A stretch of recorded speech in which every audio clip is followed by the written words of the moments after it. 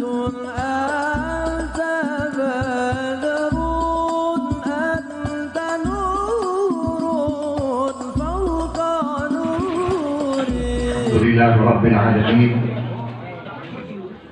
وبه نستعين على أمور الدنيا والدين والصلاة والسلام على سيد المرسلين سيدنا محمد وعلى آله وصحبه أجمعين. اللهم صل على نور الأنوار وسير الأسرار وترياق الأغيار ومفتاح باب اليسار سيدنا محمد المختار وآله الأطهار وأصحابه الأخيار عدد نعم الله وإفضاله. Yang saya hormati, yang saya muliakan segenap para alim ulama, para kiai, para ajengan, para asatidz dan para sepuh, para tokoh masyarakat, terkhusus kepada ibu lurah kita yang selalu menghadiri acara-acara seperti ini. Mudah-mudahan dibanyakkan lurah seperti beliau, dan mudah-mudahan Allah berikan kekuatan kepada beliau sehingga dapat memimpin masyarakat di wilayahnya dan kepemimpinannya mendapat ridho dari Nabi Muhammad SAW. Para habaib, para asatidz, wabil khusus Al-Ustaz Vito, Al-Ustaz Budi, dan pimpinan dari Majelis Barokatul Aliyah, yaitu Bapak Bayu Sobari beserta rekan-rekannya yang sama-sama kita hormati dan mudah-mudahan dimuliakan oleh Allah Subhanahu wa Ta'ala. Alhamdulillah, malam ini bertemu kembali kita di dalam memperingati Maulid Nabi besar Muhammad Sallallahu Alaihi Wasallam. Nabi Muhammad sosok manusia yang wajib dan pantas dijadikan suri tauladan. Kemajuan umat Islam apabila menjadikan Nabi Muhammad sebagai uswah, sebagai contoh, sebagai suri tauladan. Kehancuran umat Islam kalau umat Islam banyak meninggalkan cara-cara hidup Nabi Muhammad Sallallahu Alaihi Wasallam. Saudara-saudara hadirin yang saya hormati, Allah ciptakan Nabi Muhammad dari ciptaan yang sangat sempurna. Walaupun Nabi Muhammad sejenis manusia seperti kita, tapi beda daripada kita. Kenapa? Karena Nabi Muhammad memiliki kelebihan, sifat-sifat manusia yang penuh dengan kekurangan tidak ada dalam diri Nabi Muhammad. Setahun yang lalu ada seorang tokoh agama yang cukup menyakitkan hati umat Islam, yang menghina Nabi Muhammad sehingga mengatakan Nabi Muhammad masa kecilnya ingusan, Nabi Muhammad masa kecilnya belekan, Nabi Muhammad masa kecilnya sering nyolong jambu tetangga. Ini pemikiran-pemikiran otak yang sinting. Walaupun Nabi manusia, Nabi Muhammad tidak memiliki sifat-sifat seperti sifatnya anak-anak biasa. Saudara tahu, di zaman Nabi Muhammad ada seorang Yahudi yang paling benci kepada Nabi Muhammad. Itu Yahudi berusaha mengumpulkan kesalahan Nabi Muhammad, tapi alhamdulillah satu pun tidak ada kesalahan Nabi Muhammad yang bisa dicari oleh orang Yahudi tersebut. Dia datang kepada teman-teman Nabi waktu Nabi masih kanak-kanak, masih kecil, masih seusia Anda semua ini. Nabi Muhammad punya teman orang di luar Islam. Begitu Nabi Muhammad menjadi Rasul, menjadi Nabi, itu temannya Nabi Muhammad menjadi pendeta. Ada yang jadi pendeta Yahudi, ada yang menjadi pendeta Kristen, ada yang menjadi pendeta Majusi. Orang Yahudi ini mau cari tahu, benar gak Muhammad ini pernah salah? Benar gak Muhammad ini punya kekurangan? Yang pertama didatangi oleh si orang Yahudi ini pendeta, yaitu pendeta dari agama Yahudi, gurunya sendiri. Lalu orang Yahudi ini bertanya kepada gurunya, "Hei pendeta, engkau adalah guruku. Bukannya engkau dulu menjadi teman Muhammad ketika Muhammad masih kanak-kanak?" Betul. Adakah kesalahan Muhammad? Itu pendeta langsung bersumpah, "Demi Tuhan yang aku imani, dari kecil sampai aku dewasa, dari kanak-kanak sampai aku jadi pendeta, belum pernah aku lihat, belum pernah aku dengar, belum pernah aku ketahui Muhammad pernah berbohong kepada siapapun. Tidak pernah bohong Nabi Muhammad. Pindah lagi ini orang Yahudi mendatangi rumah pendeta Kristen. Hai pendeta Kristen, bukannya engkau dulu teman Muhammad? Pernahkah Muhammad berbuat salah atau keliru? Demi Tuhanku Yesus Kristus yang aku imani, aku belum pernah melihat Muhammad berbuat zalim kepada siapapun, sekalipun kepada binatang. Nabi Muhammad tidak pernah berbuat zalim. Akhirnya pindah lagi kepada pendeta Majusi penyembah api. Wahai pendeta Majusi, bukannya engkau dulu teman Muhammad? Pernahkah engkau melihat Muhammad berbuat salah? Demi dewa-dewa api yang aku sembah, saya dari kecil sampai detik ini belum pernah melihat Muhammad berkhianat kepada siapapun. Ternyata benar. Sebelum Allah muliakan Nabi Muhammad, sebelum Allah memberikan keistimewaan derajat yang tinggi kepada Nabi Muhammad, ternyata di dalam kalbu Nabi Muhammad, di dalam hati Nabi Muhammad terhindar dua penyakit. Apa itu? Terhindar dua penyakit. Nabi tidak pernah hasud dan Nabi tidak pernah berkhianat. Baru turunlah kemuliaan yang ada dalam diri Nabi Muhammad Sallallahu Alaihi Wasallam. Saudara-saudara hadirin, kita memperingati Maulid Nabi ini dalam rangka mensyukuri nikmat Allah. Karena dengan Nabi Muhammad kita jadi mulia. Dengan adanya Nabi Muhammad, Anda yang masih kanak-kanak seperti ini jadi tahu bagaimana cara berbakti kepada orang tua, dan orang tua pun tahu bagaimana cara mengarahkan anak supaya menjadi anak yang soleh dan solihah. Ini karena Nabi Muhammad Sallallahu Alaihi Wasallam. Maka oleh karena itu kita berterima kasih jadi umatnya Rasulullah, berterima kasih kepada Nabi Muhammad menjadi umatnya Nabi Muhammad. Kenapa? Tidak ada umat yang paling istimewa dan diistimewakan oleh Allah kecuali umat Nabi Muhammad, kecuali umat Rasulullah. Apa sih istimewanya umat Nabi Muhammad kalau dibandingkan dengan umat-umat yang lain? Umat yang lain umurnya paling pendek 100 tahun, paling muda 100 tahun, ibadahnya pun ada yang lebih dari 100 tahun, tapi haram masuk surga sebelum umat Nabi Muhammad bersama Nabi Muhammad masuk surga. Padahal umur umat Nabi Muhammad paling tua bangkanya 70 sampai 80 itu pun sudah jarang. Apalagi zaman sekarang 60 sudah meninggal dunia, 40 juga sudah meninggal dunia. Berarti umat Nabi Muhammad umurnya pendek, amalnya sedikit, tapi kenapa bisa masuk surga bersama Nabi Muhammad? Karena ini permintaan dari Nabi Muhammad kepada Allah Subhanahu wa Ta'ala. Ketika Jibril datang kepada Nabi Muhammad, kemudian Nabi bertanya, dia Jibril, ada pesan apa dari Allah sampai kau datang menghampiriku? Dijawab oleh malaikat Jibril, aku datang kemari pertama membawa salam mulia Allah untuk Muhammad. Yang kedua, Allah menyatakan sesungguhnya engkau adalah manusia terbaik. Kalau Allah sudah menyatakan engkau manusia terbaik, pujian makhluk manapun di bawah pujian Allah Subhanahu wa Ta'ala. Cuma pada waktu itu Nabi Muhammad tidak menampakkan wajah bahagia, tidak menunjukkan wajah gembira, sehingga Jibril kembali bertanya, ya Muhammad, kenapa kau tidak bahagia dengan pernyataan Allah, pujian Allah kepadamu? Apa jawab Nabi Muhammad? Buat apa aku bahagia? Aku belum bisa senang, aku belum bisa bahagia walaupun Allah memuji aku. Aku ingin dan aku bakal bisa senang, aku bisa bahagia kalau Allah ikut memuji umatku. Turun firman Allah, kuntum khairu ummatin ukhrijat lin-nas ta'muruna bil ma'ruf wa tanhauna 'anil munkar wa tu'minuna billah. Kamu sekalian, yaitu umat Nabi Muhammad, adalah umat yang terbaik. Kalau disebut umat yang terbaik, berarti kita golongan kelompok terbaik dibandingkan dengan umat-umat yang lain. Cuman ada syaratnya. Syaratnya apa? Ta'muruna bil ma'ruf wa tanhauna 'anil munkar wa tu'minuna billah. Jangan bosan-bosan ngajak orang berbuat baik, jangan bosan-bosan ngajak teman berbuat baik, jangan bosan-bosan ngajak masyarakat berbuat baik, dan mencegah kemungkaran. Yang ketiga, tetap beriman kepada Allah Subhanahu wa Ta'ala.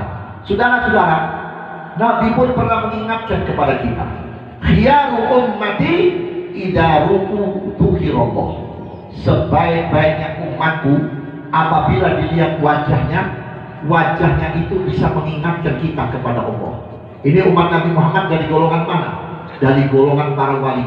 Sebab walinya Allah itu kalau ditatap wajahnya membuat orang yang melihat wajahnya ingat kepada Allah. Berapa banyak orang yang tadinya bandel, yang tadinya nakal, yang tadinya ahli maksiat, begitu bertemu dengan seorang wali, besok pulang ke rumahnya bertobat kepada Allah karena melihat sinar, melihat aura dari wajah umat Muhammad yang wali ini, membuat orang tersebut ingat kepada Allah, ingat dan melihat dosa-dosanya. Ini salah satu umat Nabi Muhammad yang terbaik.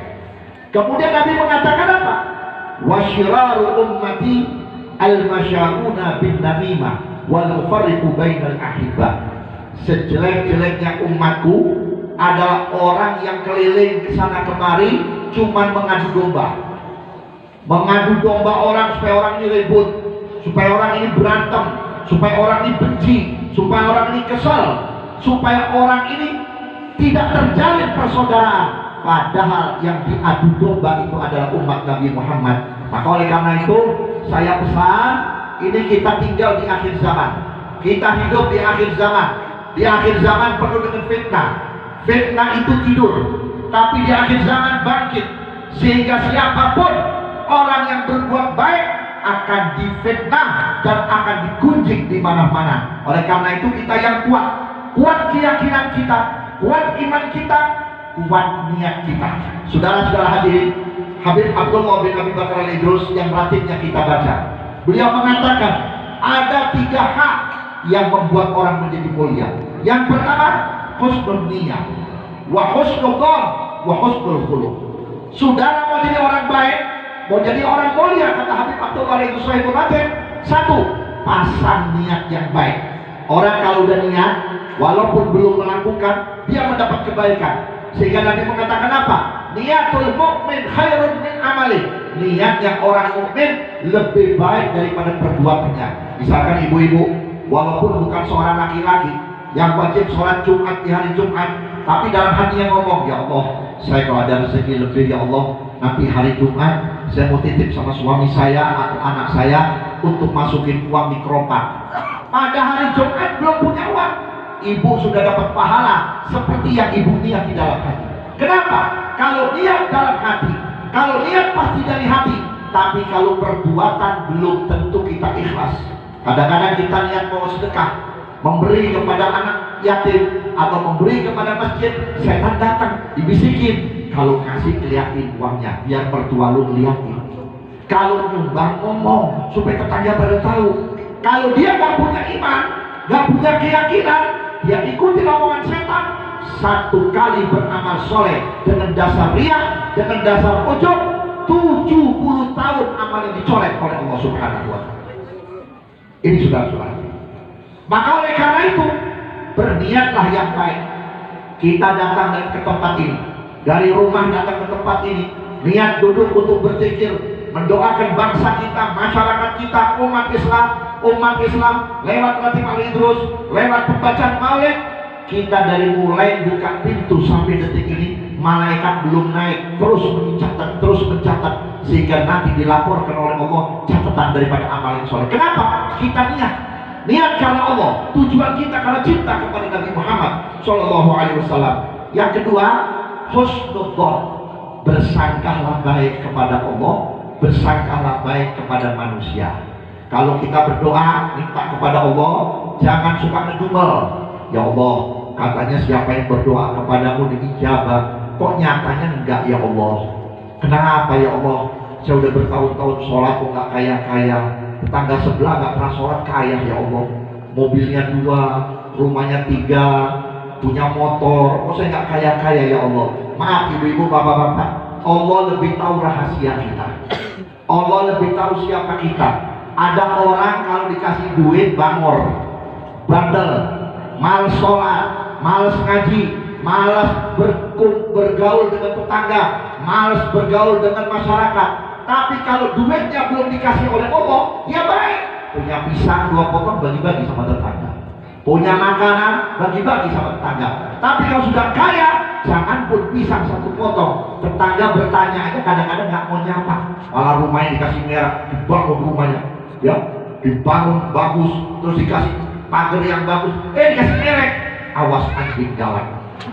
Tujuannya apa? Jangan sampai ada tetangga bertamu. Jangan sampai ada tetangga bertamu karena takut tetangga minta rezeki kita. Maka oleh karena itu, kalau ibu bapak minta sesuatu kepada Allah belum dikasih, ibu bersyukur, alhamdulillah, saya nggak kaya tapi saya sehat. Betul? Saya sehat. Saya mau tanya ibu-ibu, ya, tolong ibu jawab. Kalau ibu dikasih kekayaan tapi dikasih sakit, mau tidak? Mau bu? Bu? Hidup nih. Kekayaan bersama penyakit, alhamdulillah. Alhamdulillah kita nggak punya uang banyak tapi dikasih sehat. Banyak orang-orang kaya sampai mau makan enak aja nggak bisa. Makan durian, darahnya naik, gulanya naik. Makan daging kambing, darah tinggi, betul nggak? Sampai datang dokter pribadinya ngasih daftar menu makannya, makan 2 sendok nasi sama kentang, duit miliaran gak ada manfaat. Tapi berapa banyak orang-orang nggak kaya cuman makannya sambal lalap tapi nikmat. Yang bikin kaya itu karena ada nikmat. Biar rumah mewah, duit miliaran, triliunan, punya anak kaya, punya kendaraan di mana-mana, tapi hati dalam rumah gelisah, keluar gelisah, jalan-jalan gelisah, ketemu teman takut, ketemu saudara takut, penuh dengan kekhawatiran. Lebih baik kita mati daripada hidup nggak menentu. Kenapa? Allah berikan harta tapi dicabut nikmatnya hidup oleh Allah Subhanahu wa Ta'ala. Maka oleh karena itu, jangan pernah kita sangka jelek kepada Allah, sangka baik kepada Allah Ta'ala. Alhamdulillah ya Allah, walaupun saya nggak kaya tapi kau beri sehat, kau beri nikmat, kau beri kebaikan, sehingga saya mau bangun sholat subuh, bangun sholat tahajud, mau ikut baca ratib, baca maulid. Ya Allah, ini adalah modalku yang paling utama. Karena aku kalau sudah mati, aku tidak bawa mobil, aku tidak bawa harta, tapi aku membawa amal yang kau ridhoi ya Allah. Ini husnudzon kepada Allah.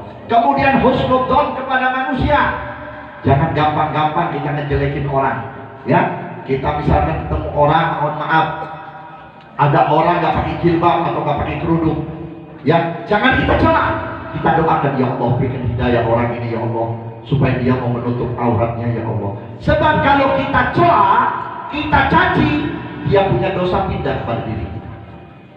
Dia punya dosa pindah kepada diri. Dulu ada seorang pelacur. Pelacur ini terkenal di negerinya.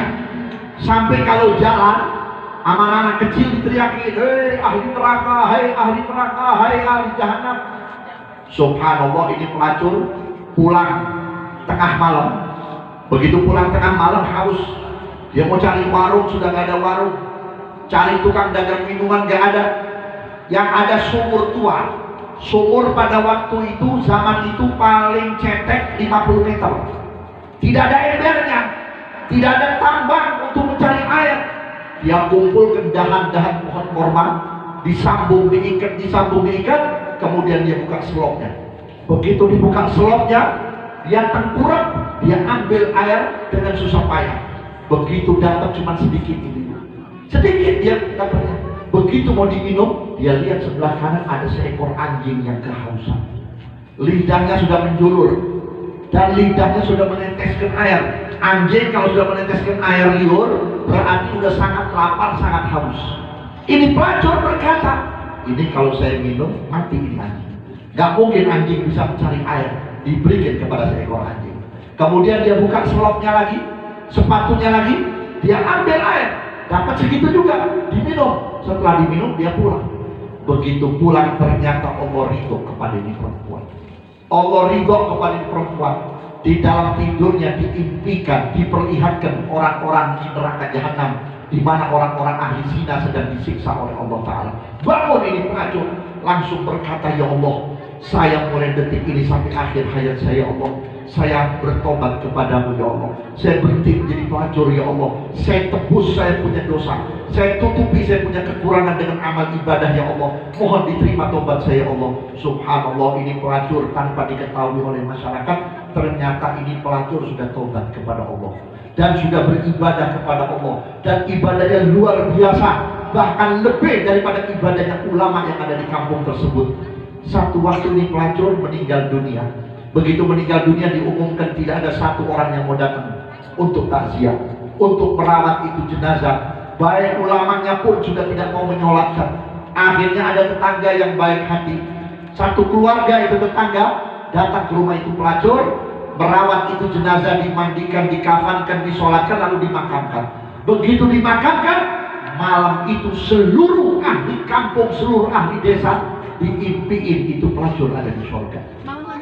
Itu pelacur ada di surga. Sehingga seluruh orang kampung bertanya dalam mimpinya, hei pelacur, kenapa kau bisa masuk surga?